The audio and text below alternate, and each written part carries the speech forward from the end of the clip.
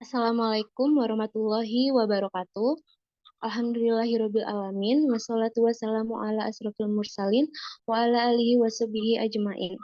Puji syukur kehadirat Allah sehingga pada kesempatan kali ini kita dapat bertemu kembali di podcast kali ini dengan saya Naura Selina Arianto dan rekan saya Umu Kartika yang akan memandu acara kali ini yakni diskusi terkait feminisme dan disorientasi seksual dalam perspektif Islam.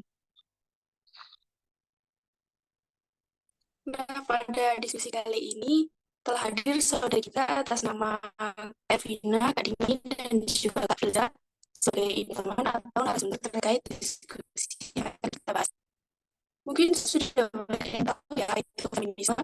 Feminisme itu dari bahasa Latin artinya perempuan. Dalam kamus bahasa Inggris Dictionary, kata feminisme diartikan sebagai sebuah doktrin atau gerakan yang menganjurkan persamaan hak antara laki-laki dan juga perempuan di bidang sosial, politik, dan ekonomi. Dari pengertian itu dapat disebutkan ada 3 ciri feminisme. Yang pertama yaitu menyadari adanya ketidakadilan gender di masyarakat, dalam penindasan dan pemerasan terhadap perempuan. Yang kedua, memaknai gender bukan sebagai sifat kodrati, melainkan hasil sosialisasi. Dan yang ketiga, itu memperjuangkan persamaan hak antara laki-laki dan juga perempuan. Oke, selain itu juga kami akan membahas mengenai disorientasi seksual yang mungkin sudah terdengar familiar di zaman sekarang karena memang sudah banyak terjadi di lingkungan kita dan merupakan sebuah masalah yang mungkin dapat dikatakan sedikit susah ditangani ya. Nah, disorientasi seksual ini atau yang lebih sering kita dengar dengan sebutan LGBT ini dalam Islam dapat disebut sebagai maksudnya dalam LGBT ini juga terdapat istilah homoseksual yang dalam Islam ini eh, disebut dengan aliwat yang berarti melakukan perbuatan seperti kaum Nabi Lut yang pelakunya ini disebut alutiu yang berarti laki-laki yang melakukan hubungan seksual dengan laki-laki dan ada juga istilah lainnya yaitu asihak yakni perempuan yang melakukan hubungan seksual dengan sesama perempuan. Jadi homoseksual ini merupakan perlakuan sesama jenis gitu, melakukan hubungan seksual sesama jenis antara perempuan dengan perempuan maupun laki-laki dengan laki-laki. Nah, karena kita sudah membahas sekilas terkait feminisme dan disorientasi sosial disorientasi seksual ini, mungkin untuk lebih dalamnya bisa kita bahas lebih lanjut. Mungkin dari Kak Ungu mempunyai sebuah pertanyaan untuk membawa kita menuju pembahasan yang lebih dalam lagi. Silakan. Terima kasih Kak Nora atas partisipasinya. Di sini saya akan menanyakan mengapa di dalam Islam laki-laki itu dipandang mampu berperan dengan baik sebagai pemimpin keluarga. Selain sebagai pemimpin keluarga, laki-laki itu juga berkewajiban mencari nafkah untuk keluarganya. Nah, lantas apabila nafkah yang diberikan suami ini belum cukup untuk memenuhi kebutuhan keluarga, bagaimana hukumnya jika sang istri berkeinginan untuk bekerja dan membantu mencukupi kebutuhan rumah tangga? Oke, mungkin dari ketiga narasumber kita ada yang mau membahas terkait ini atau memberikan tanggapannya. Baik, sebelumnya apakah suara saya sudah terdengar? Sudah jelas. Saya akan memberi tanggapan mengenai pertanyaan dari Kak Umu. Menurut Syihab 1998, nomor 210 sampai 211, laki-laki dipilih sebagai pemimpin keluarga karena memiliki kelebihan lain. Kelebihan lain yang dimaksud adalah laki-laki di bawah pertimbangan akal yang rasional dan pragmatis. Sedangkan perempuan berjalan dalam bimbingan perasaan. Dalam hubungan keluarga, sudah seharusnya suami dan istri itu saling bekerja sama untuk menciptakan sebuah rumah tangga yang harmonis. Keduanya itu harus saling melengkapi satu sama lain dengan menjalankan tugas dan fungsi yang berbeda. Menurut Quran Surat Al-Baqarah ayat 187. Namun terkait dengan istri yang ingin bekerja, itu merupakan haknya sebagai istri. Asalkan mendapat persetujuan dari suaminya dan tetap dapat melaksanakan urusan rumah tangganya, selama sang istri membutuhkannya untuk urusan rumah tangga, maka ia berhak untuk bekerja. Asal pekerjaan itu dilakukan dalam suasana yang terhormat dan tidak melanggar ajaran Islam. Itu menurut tanggapan saya. Oke, berarti nanti kalau misalnya kita sebagai istri, kita ini ingin menjadi wanita karir itu harus sesuai dengan apa ya, kesepakatan bersama gitu ya. Harus dari izin suami. Nggak boleh karena apa ya, keinginan diri sendiri gitu. Kan iya, karena suami itu kan kepala rumah tangga. Jadi istri itu harus mematuhi apapun perkataan suaminya. Kalaupun dilarang ya mungkin itu tidak boleh, maksudnya tidak boleh untuk bekerja. Kalau misalnya dari suaminya itu mengizinkan ya tidak apa-apa. Tapi kalau larangan dari suami itu tetap dijalankan, maka akan menimbulkan adanya dosa. Oke, baik. Makasih nih Kak Ervina. Mungkin kita bisa lanjutkan pembahasan lainnya terkait ini, Kak Umu. Iya, saya ada pertanyaan lagi Kak Naura. Kalau Eh, Gini, sekarang itu kan ramai apa child free ya. Nah, itu tuh bagaimana sih hukum dan konsep perempuan yang memilih dia berkeluarga tapi memilih untuk tidak mempunyai anak?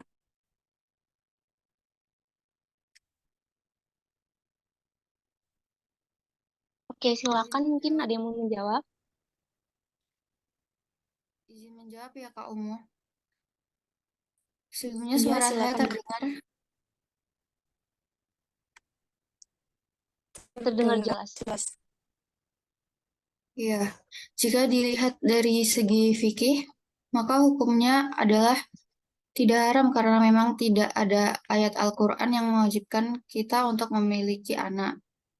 Tetapi keputusan untuk tidak memiliki anak tanpa alasan yang jelas adalah keputusan yang sulit diterima karena melawan fitrah atau sesuatu yang melekat pada diri manusia. Secara fitrah, memiliki anak adalah dambaan bagi pasangan yang telah menikah. Seperti di surat Al-Furqan ayat 74, yaitu isinya, "Ya Tuhan kami, anugerahkanlah kepada kami, istri-istri kami, dan keturunan kami sebagai penyenang hati kami, dan jadikanlah kami imam bagi orang-orang yang bertakwa." Lalu ada surat Al-Kahfi ayat 46, "Harta dan anak-anak adalah perhiasan kehidupan dunia, tetapi amalan-amalan yang kekal lagi saleh adalah lebih baik pahalanya di sisi Tuhanmu, serta lebih baik untuk menjadi harapan."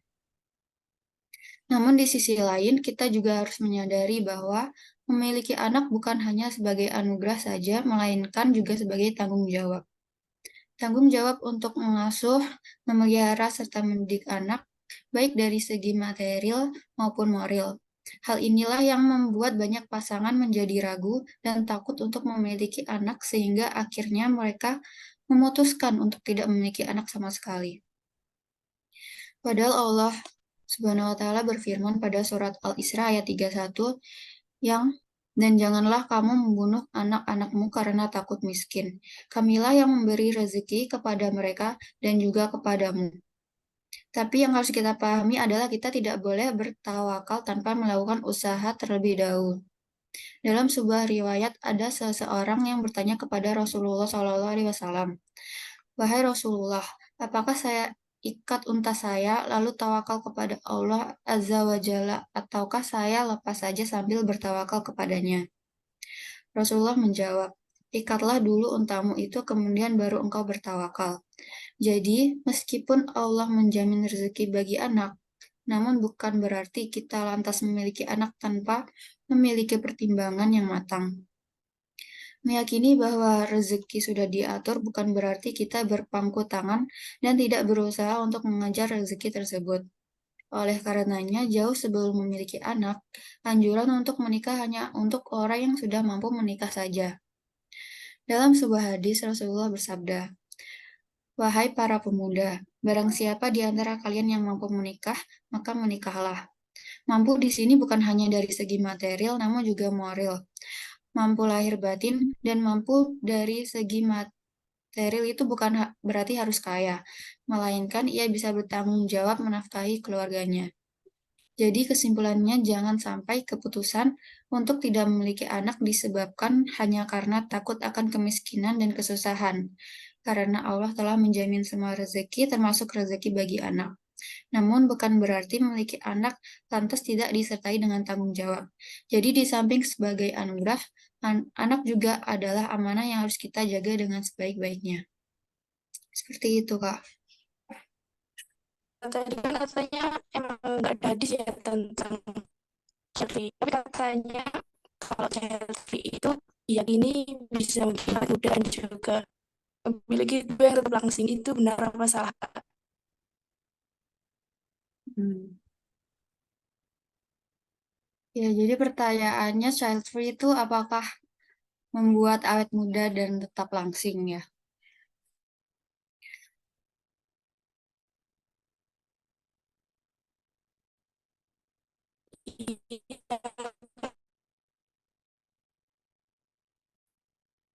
Ya, itu semua tergantung individu dan penunjang untuk awet muda, Kak.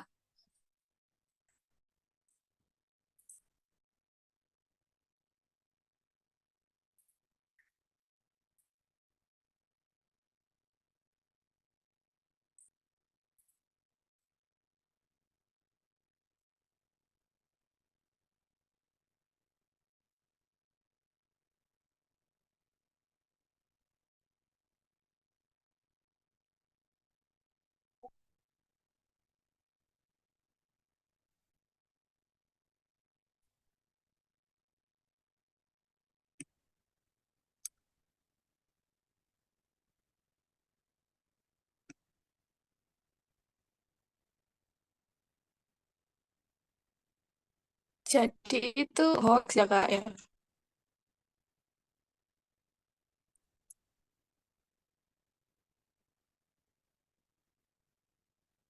Ya, Kak, bisa jadi. Bahkan ada yang udah ada, maksudnya sudah memiliki banyak anak tapi tetap bisa awet muda dan tetap langsing. Itu semua tergantung usaha seseorang dan penunjang seperti duit. Kayak gitu. Oke, jadi eh, apa ya, awet muda dan menjadi langsing itu nggak bisa dijadikan alasan buat kita memutuskan untuk child free ya. Iya, betul sekali.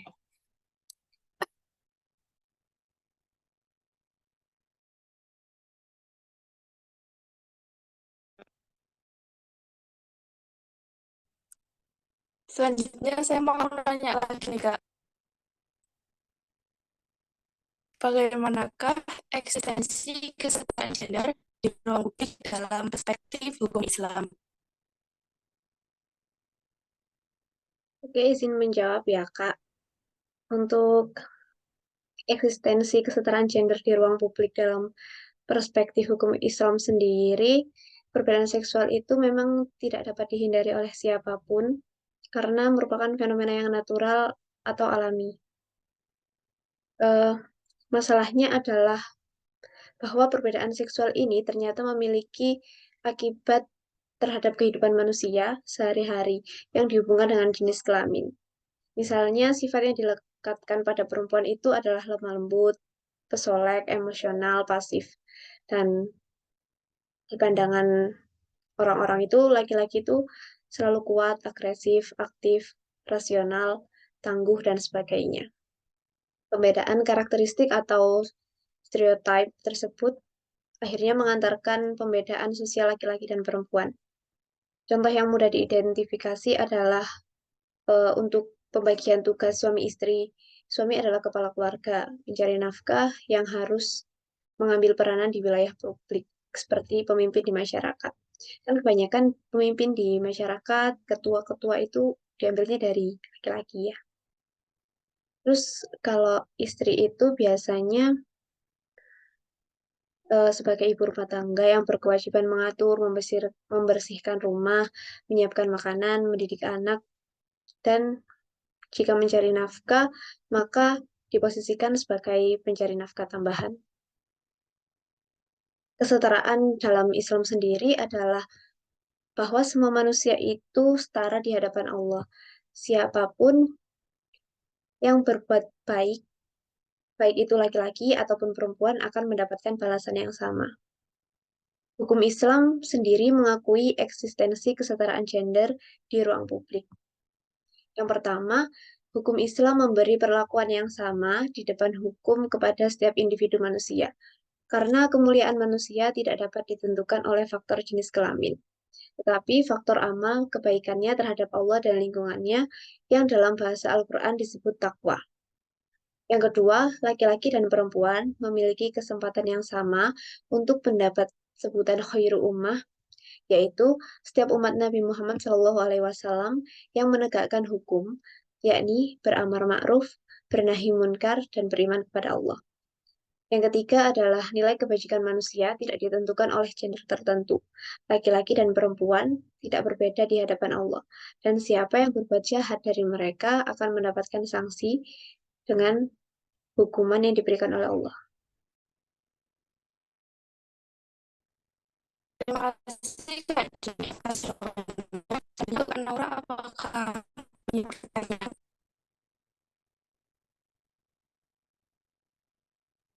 Nah, kan tadi udah cukup banyak yang membahas masalah terkait feminisme yang mungkin terjadi di lingkungan kita. Aku juga sebenarnya punya pertanyaan, beberapa pertanyaan terkait disorientasi seksual. Nah, jadi gimana sih caranya untuk mencegah disorientasi seksual yang mungkin sekarang ini dapat dianggap mulai dinormalkan tanpa disadari. Nah, apalagi sekarang banyak sekali remaja-remaja yang menyukai hal-hal yang berkaitan dengan itu dan mudah untuk terbawa. Nah, bagaimana sih caranya kita ini untuk mencegahnya dalam perspektif agama Islam? Mungkin salah satu dari narasumber bisa menanggapi. Sebelumnya, izin menjawab.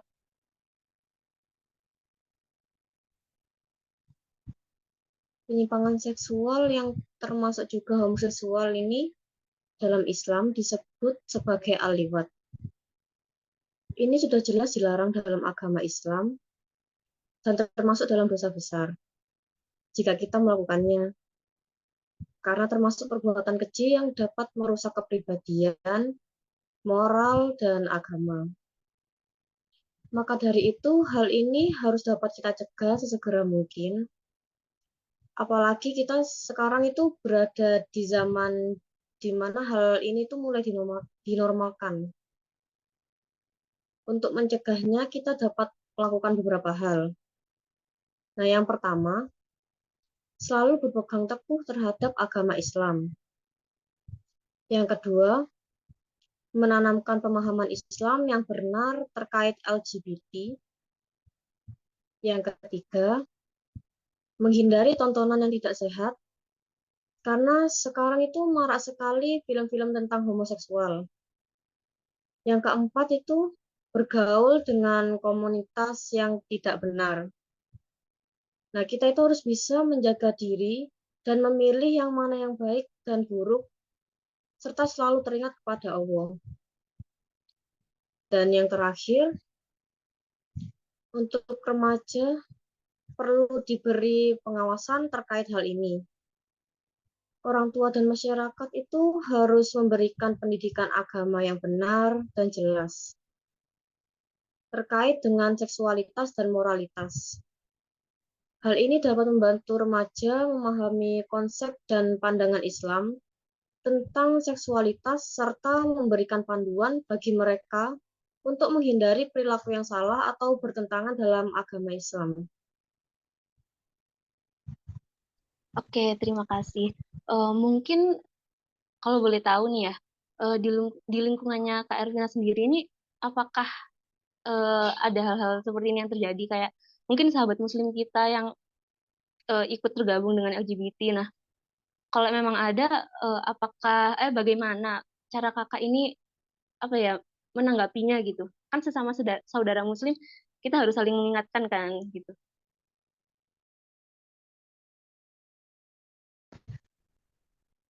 Alhamdulillah ya, sejauh ini tuh nggak ada yang teman saya atau yang terkait dengan LGBT.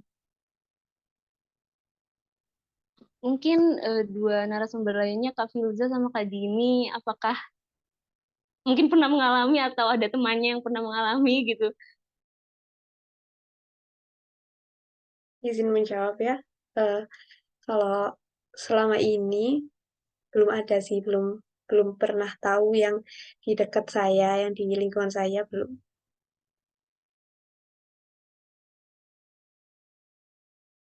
Kalau Kak Filza nih gimana? Ya, untuk saya alhamdulillah belum ada sama sekali.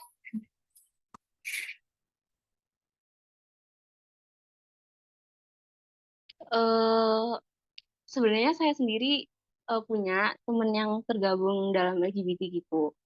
Nah, kan saya temannya ya, berarti saya harusnya mengingatkan yang baik gitu. Saya tuh udah mencoba beberapa kali gitu. Tapi tuh kayak apa ya, susah gitu. Terus gimana ya caranya? Soalnya kan apa ya, LGBT ini menggiring kita ke arah yang buruk gitu loh. Dampaknya kan pasti buruk juga kan. Nah, saya sudah mencoba tapi kok nggak bisa gitu.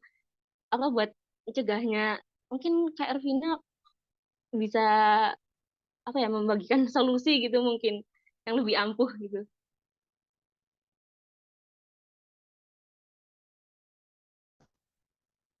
Sebenarnya itu udah kembali lagi dari kepercayaannya masing-masing ya. Jika mereka emang benar-benar percaya sama itu kayak perilaku yang menyimpang dan merasa perilaku mereka itu yang paling benar dari yang lain.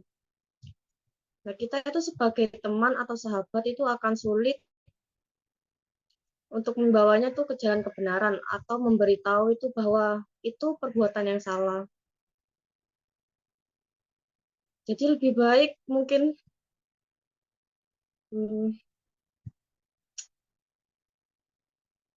dikasih tahu pelan-pelan aja. Mungkin berkala, siapa tahu bisa lama-lama sadar gitu temannya. Ya. Oke, oke, baik, makasih Kak.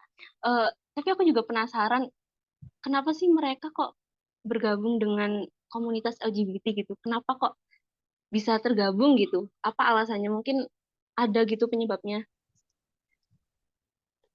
Mungkin Kak Firza sama Kak Dini juga bisa ikut menyampaikan pendapatnya.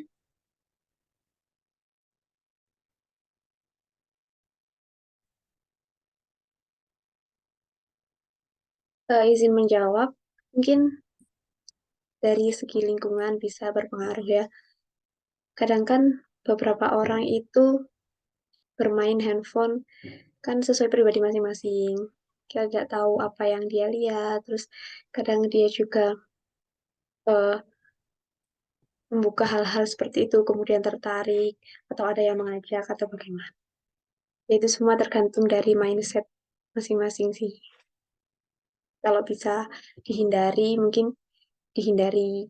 Jadi sebelum masuk ke sana itu udah kayak bilang ke diri sendiri bahwa jangan sampai masuk ke dalam sana. Selalu ingat Allah ya, biar nggak gampang terjerumus. Oke, oke, selanjutnya aku juga ada satu pertanyaan. Ini yang lagi viral di TikTok, di sosmed, kan ada seorang eh, entertainer di TikTok ini, dia ini merupakan transgender. Inisialnya I. Nah, awalnya ini dia tuh laki-laki, tapi dia operasi gitu jadi perempuan. Terus akhir-akhir ini aku lihat di videonya tuh dia lagi beribadah ke tanah suci. Nah, tapi dia ini berpakaian atau berpenampilan ini sebagai perempuan, jadi kayak menggunakan hijab dan lain-lain. Tapi aslinya kan dia laki-laki. Nah, bagaimana tanggapan mungkin kalian mengenai hal ini, dan apakah seorang yang melakukan disorientasi seksual ini dapat tetap menjadi Muslim dan mempraktikkan agama Islam? Kalau menurut saya, untuk apakah orang tersebut tetap menjadi Muslim dan mempraktikkan agama Islam itu eh, kita tidak tahu ya. Karena yang menilai ibadah kita, semua yang kita lakukan itu hanya Allah yang bisa menilai apa yang telah kita lakukan.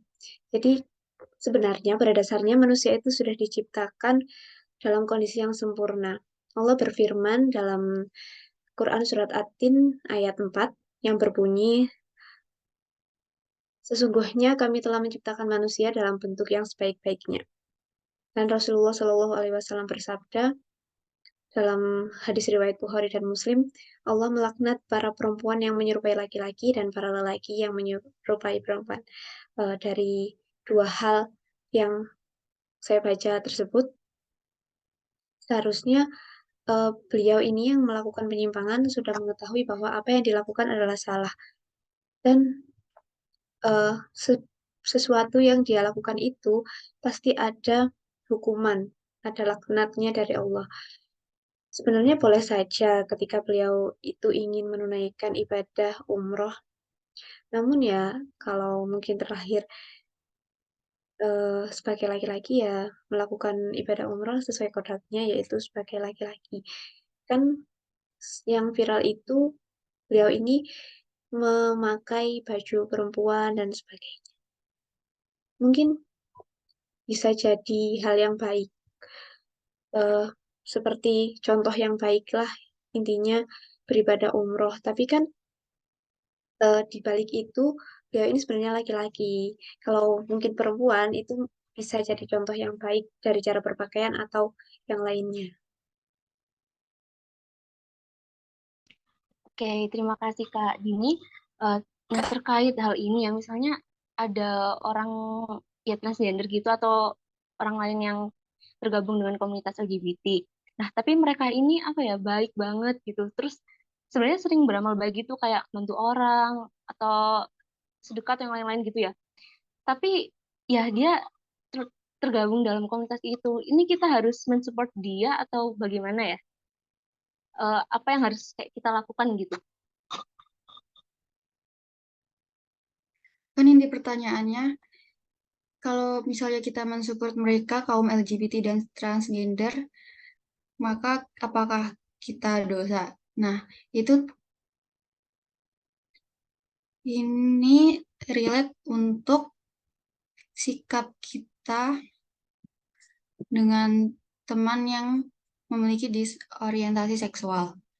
Bisa kita sikapi dengan yang pertama, bisa merangkul orang atau teman kita yang LGBT. Sebagaimana manusia dan warga manusia lain, kelompok LGBT ini harus dihargai dan mendapat hak-haknya sebagai warga negara sebagaimana orang lain, warga negara biasa. Terus yang kedua, bisa menasehati dengan cara yang bijak. Layaknya Nabi Musa dahulu menasehati Fir'aun. Seperti di surat At-Toha ayat 44, maka bicaralah kamu berdua kepadanya, Fir'aun, dengan kata-kata yang lemah lembut. Lalu janganlah nasihat kita merasa harus dilakukan. Seperti Hazm, Ibnu Hazm Az-Zahiri mengatakan, janganlah kamu memberi nasihat dengan mensyaratkan nasihatmu harus diterima.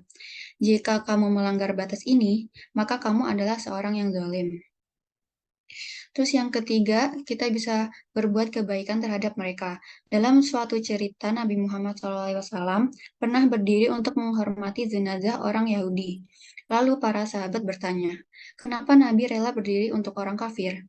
Lantas Nabi menjawab, bukankah ia juga manusia? Artinya, bila Rasulullah saja menghormati jenazah orang Yahudi, bagaimana pula perilaku kita kepada kaum LGBT? Hormatilah karena mereka adalah manusia ciptaan Allah Subhanahu wa taala. Lalu yang keempat, kita bisa melindungi mereka bila mereka memintanya. Seperti di At-Taubah ayat 6, dan jika seorang di antara orang-orang musyrikin itu meminta perlindungan kepadamu, maka lindungilah ia supaya ia sempat mendengar firman Allah. Kemudian antarkanlah ia ke tempat yang aman baginya. Demikian itu disebabkan mereka kaum yang tidak mengetahui. Untuk masalah dosa atau tidaknya itu tergantung pribadi antara hamba dan Tuhannya. Seperti itu, Kak. Oke, berarti ini kita tetap menghargai, tetap respect kepada mereka sebagai sesama manusia ya. Tapi tidak apa mensupport apa yang mereka lakukan gitu kan ya. Lebih baik netral. Kalau support itu kalau support itu kan mendukung kan artinya. Lebih baik netral saja, kita kasih tahu jalan mereka yang benar. Terus kalau mereka menolak atau tetap dalam pendiriannya, ya sudah. Oke, kayaknya udah cukup banyak kita bahas terkait feminisme dan disorientasi seksual ini. Mungkin balik ke Kak Umu, apakah mungkin punya pertanyaan lagi yang mungkin mengganjal atau bagaimana? Kayaknya udah cukup jelas deh Kak tentang feminisme dan juga disorientasi seksual ini. Ya, jadi tentang feminisme tadi, intinya yaitu kesetaraan gender antara laki-laki dan perempuan.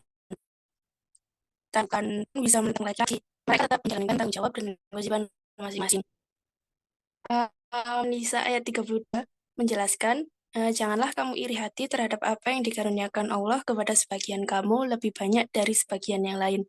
Karena bagi lelaki ada bagian dari apa yang mereka peroleh, dan bagi perempuan juga ada bagian dari apa yang mereka peroleh. Bermohonlah kepada Allah dari karunia-Nya, sesungguhnya Allah Maha mengetahui.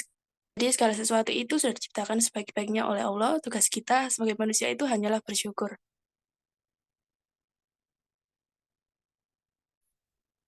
Oke, terkait dengan disorientasi seksual juga, karena sekarang sangat marak sekali terjadi di lingkungan kita, ya semoga saja kita selalu dilindungi Allah dan tetap mengingat Allah gitu, terus melancarkan ibadahnya, jangan sampai bolong-bolong sholat atau yang lainnya, pokoknya semoga kita selalu dijaga.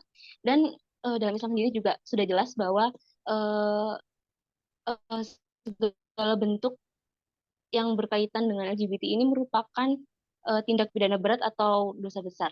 Ya, jadi semoga semoga aja eh, orang-orang yang sudah terjalin dalam komunitas itu segera disadarkan dan bisa bertobat gitu.